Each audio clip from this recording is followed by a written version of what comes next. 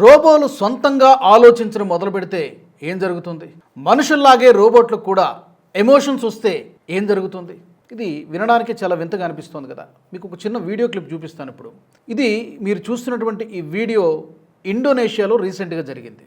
ఒక humanoid robo చుట్టూ ఉన్నటువంటి మనుషులపైన బ్రూస్లీ, జాకీ చాన్ లాగా కరాటే పోజులిస్తూ వాళ్ళ మీద అటాక్ చేస్తోంది. వాళ్ళు దాన్ని కంట్రోల్ చేసేటువంటి ప్రయత్నం చేస్తున్నారు, కానీ కంట్రోల్ చేయలేకపోతున్నారు. ఎగ్జాక్ట్గా ఏం జరిగిందో తెలియదు. అది ఏమైనా ప్రోగ్రామింగ్ దానికి ఇవ్వడంలో ఏదైనా సమస్య తలెత్తిందా?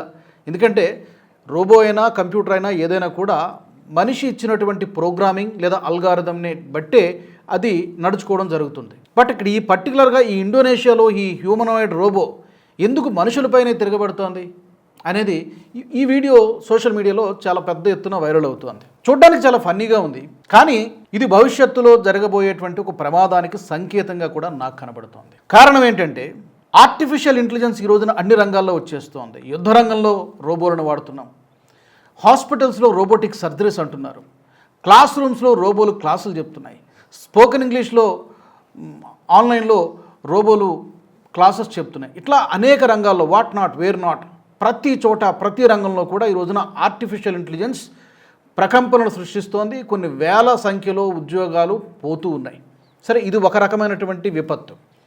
ఇప్పుడు నేను ఇందాక చెప్పినట్టుగా రోబోలు గనక సొంతంగా ఆలోచించడం మొదలు పెడితే, మనిషి ఇచ్చినటువంటి ప్రోగ్రామింగ్ని తలదాన్ని తానే సొంతంగా ప్రోగ్రామింగ్ కోడింగ్ తయారు చేసుకొని చేయగలిగేటువంటి పరిస్థితి వస్తే మనుషుల పరిస్థితి ఏంటి? ఇలాగే రోబో ఎలా అరాచకం సృష్టిస్తుందో. నిజానికి ఇలాంటి విజువల్స్ చాలా మనకు కనబడుతున్నాయి అప్పుడప్పుడు. చైనాలో ఒక రోబో, ఆ విజువల్ క్లిప్ కూడా మీకు చూపిస్తాను.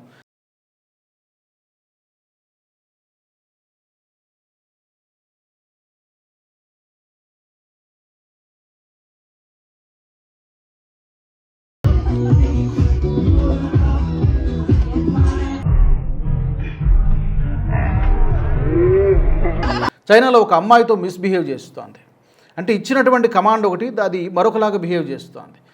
ఇలా కంట్రోల్ తప్పి ప్రవర్తించినటువంటి సందర్భాలు హ్యూమనాయిడ్ రోబోట్స్ చాలా సందర్భాల్లో మనం చూస్తూ ఉన్నాం. ఇవి ఫన్నీగా ఉంటాయి చూడడానికి, కానీ గతంలో మీకు అందరికీ గుర్తునే ఉంటుంది, నియంత్రణ కోల్పోతే, మనిషి సృష్టించినటువంటి రోబో నియంత్రణ కోల్పోతే ఏం జరుగుతుందో మీకు కొద్ది రోజుల కిందట రజనీకాంత్ రోబో సినిమా వచ్చింది, చాలామంది చూసే ఉంటారు. అందులో దాన్ని ఎవరో హ్యాక్ చేస్తారు. హ్యాక్ చేస్తే ఒక చిప్ అందులో ఇన్సర్ట్ చేస్తారు. ఏం చేస్తుంది? వందల మందిని చంపేస్తూ ఉంటుంది. ప్రస్తుతానికి అది సినిమాల వరకే బాగానే ఉంటుంది, కానీ భవిష్యత్తులో అలాంటివి జరగవు అని మనం గ్యారంటీగా చెప్పలేం. ఎలాన్ మస్క్ అన్నాడు 2-3 సందర్భాల్లో. ఎలాన్ మస్క్ చెప్పింది ఒకసారి మీకు గుర్తు చేస్తా. అణ్వాయుధాల కంటే ఆర్టిఫిషియల్ ఇంటెలిజెన్స్ చాలా ప్రమాదము.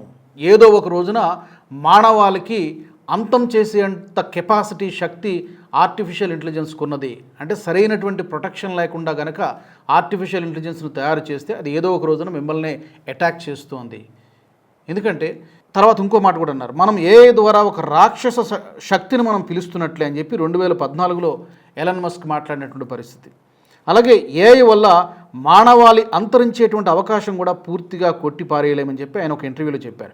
నియంత్రణ లేనటువంటి సూపర్ ఇంటెలిజెన్స్ ఏఐ భవిష్యత్తులో మానవాళికి చాలా తీవ్రమైనటువంటి ప్రమాదం కావచ్చు అని చెప్పారు. Yes, it may happen. So కఠినమైనటువంటి నియంత్రణలు చాలా అవసరం. ఎంత ఉపయోగాలు ఉన్నాయో, ఎంత అడ్వాంటేజ్ ఉందో అంత డిసడ్వాంటేజ్ కూడా ఉన్నది. కాబట్టి నియంత్రణ తప్పకుండా ఉండి తీరాలి. పూర్తిగా మనిషి కంట్రోల్లో ఉండాలి. మనిషి కంట్రోల్ ఎప్పుడైతే దాటి వెళ్ళిపోయిందో ఆర్టిఫిషియల్ ఇంటెలిజెన్స్, డెఫినెట్గా అది మానవాళిని అంతం చేసేటువంటి పరిస్థితి ఇప్పుడు చూస్తున్నారు కదా. తిరిగి మనుషులపైనే దాడులు చేస్తుంది, అటాక్ చేస్తుంది. దాడులు అటాక్ వరకు ఓకే, తన్నులు తినడం వరకు ఓకే, తిరిగి చంపేస్తే ఏం జరుగుతుంది? రోబోటిక్ సర్జరీస్ చేస్తున్నాయి, చాలా క్రిటికల్ సర్జరీస్ కూడా చేస్తున్నాయి. అక్కడ ఏమైనా జరిగితే, కాస్త అటు ఇటు జరిగితే మనిషి ప్రాణాలే పోతాయి. కాబట్టి రోబోల వల్ల లేదా ఆర్టిఫిషియల్ ఇంటెలిజెన్స్ వల్ల ఎన్ని ఉపయోగాలు ఉన్నాయో, అది కట్టు తప్పితే, నియంత్రణ తప్పితే అంత ప్రమాదం కూడా ఉంది. కాబట్టి ఈ రోబో మ్యానుఫ్యాక్చరింగ్ సంస్థలు చాలా జాగ్రత్తలు తీసుకోవాల్సి ఉంది. దీనికి ఒకవేళ ఎదురు తిరిగే పరిస్థితి వస్తే మన దగ్గర ఏంటి ఆప్షన్ ఏముంది, ఇది ఆలోచించుకోవాలి డెఫినెట్గా. రోబో తయారీ సంస్థలు కానీ ప్రస్తుతం ఎక్కువగా చైనా, జపాన్లో వాడుతున్నారు, ఈవెన్ అమెరికాలో కూడా వాడుతున్నారు. మన దగ్గర కూడా ఈ మధ్యకాలంలో ఎక్కువగా ఈ హ్యూమనాయిడ్ రోబోట్స్ని వాడుతున్నారు. కాబట్టి అవి ఎదురు తిరిగితే మన దగ్గర సమాధానం ఖచ్చితంగా ఉండి తీరాలి, లేకపోతే వాటి చేతుల్లో తన్నులు తినాలి, లేకపోతే చావాలి. మరి దీనికి సంబంధించి మీరు ఏమనుకుంటున్నారో తప్పకుండా కామెంట్ సెక్షన్లో పెట్టండి.